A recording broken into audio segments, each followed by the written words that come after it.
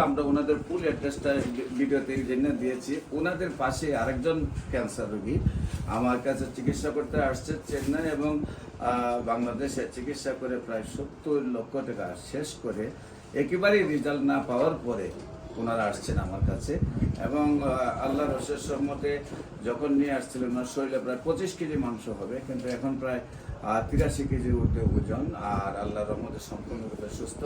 সেই রোগীটা দেখে ওনারা আবার আসছেন ওনার আব্বাকে চিকিৎসা করার জন্য। দেশবাসীর কাছে দোয়া চাচ্ছি, আল্লাহর অশেষ রহমতে আমি ওনার প্রেসক্রিপশন করছি। উনিও বাংলাদেশ এবং চেন্নাই দুই জায়গায় ব্যাঙ্গালোর চিকিৎসা করেছেন। আপনাদের প্রায় টোটাল কত টাকা খরচ হয়েছে?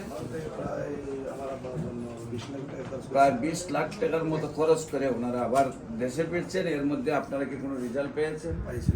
20 লক্ষ টাকার মতো খরচ করেও চিকিৎসা হয় নাই। অ্যালোপ্যাথিক ডাক্তাররা বলেন ক্যান্সার মানে নো আনসার, ক্যান্সার হলে আমরা সাময়িক চিকিৎসা দিয়ে থাকি, একসময় ক্যান্সার